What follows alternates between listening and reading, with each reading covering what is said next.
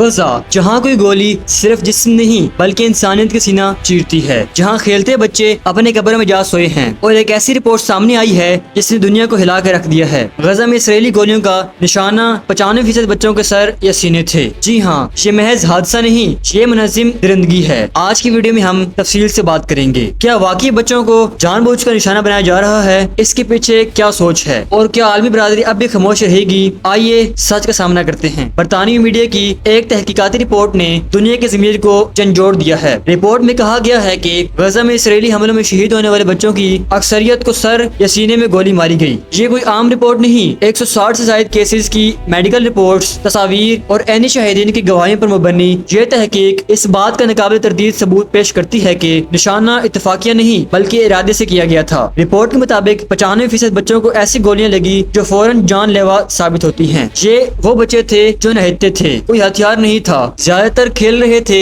یا بمباری سے بچنے کے لیے بھاگ رہے تھے۔ ان میں سے اکثر کی عمر 12 سال سے کم بھی تھی۔ اہل خانہ کا کہنا ہے کہ یہ بچے نہ کسی فوجی کارروائی کا حصہ تھے، نہ کسی تنظیم سے وابستہ تھے۔ تو پھر سوال یہ ہے کہ ان کا قصور کیا تھا؟ رپورٹ سامنے آنے کے بعد بین الاقوامی انسانی حقوق کی تنظیموں نے شدید رد عمل دیا ہے۔ ان کا کہنا ہے کہ اگر یہ رپورٹ درست ہے تو پھر یہ صرف ظلم نہیں بلکہ جنگی جرم ہے۔ ماہرین کا کہنا ہے کہ یہ نشانہ بازی بین الاقوامی انسانی قوانین کی براہ راست خلاف ورزی ہے۔ اقوام متحدہ کے چارٹر، جنیوا کنونشنز اور بچوں کے تحفظ سے متعلق قوانین سب اس طرح کے حملوں کو ناقابل معافی جرم قرار دیتے ہیں۔ تو سوال یہ ہے کہ کیا کوئی بھی طاقت اسرائیل کو روکے گی؟ غزہ میں اسرائیلی درندگی صرف جنگی کارروائیوں تک محدود نہیں بلکہ اب امدادی مراکز پر بھی خوراک کے لیے کھڑے مظلوم فلسطینیوں پر بھی فائرنگ کی جا رہی ہے۔ تازہ ترین رپورٹ کے مطابق 57 فلسطینیوں کو شہید کر دیا گیا، جن میں سے 35 وہ تھے جو خوراک لینے کے لیے امدادی مرکز پر انتظار کر رہے تھے۔ قطری چینل جزیرہ نے بتایا ہے کہ یہ لوگ نہ احتجاج کر رہے تھے نہ مسلح تھے، بس روٹی کے ایک ٹکڑے کے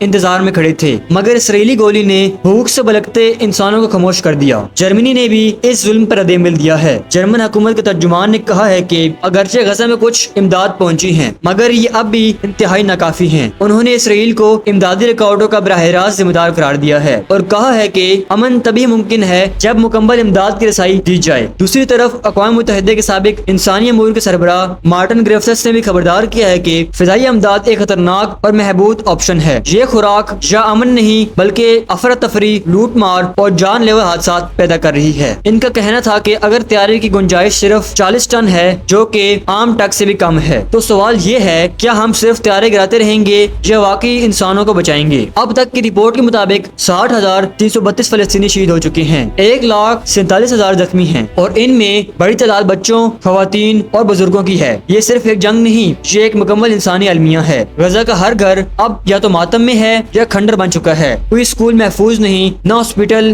نہ پناہ گاہ۔ تو اب سوال یہ ہے کیا 12 سال کے بچوں کو سر میں گولی مارنا جنگی حکمت عملی ہے؟ کیا روٹی لینے کے لیے کھڑے مظلوموں پر فائرنگ انسانیت ہے؟ اور کیا عالمی طاقتیں صرف قراردادیں پاس کرتی رہیں گی یا کچھ عملی اقدامات بھی کرے گی؟ غزہ میں صرف جسم نہیں بلکہ انسانی ضمیر بھی مارا جا رہا ہے، اور اگر ہم خاموش رہے تو تاریخ ہمیں معاف نہیں کرے گی۔ ویڈیو کو لائک کریں، شیئر کریں اور سبسکرائب ضرور کریں۔ اپنی آواز بلند کریں کیونکہ خاموشی بھی جرم ہے۔ ملتے ہیں اگلی ویڈیو میں، تب تک کے لیے اللہ حافظ۔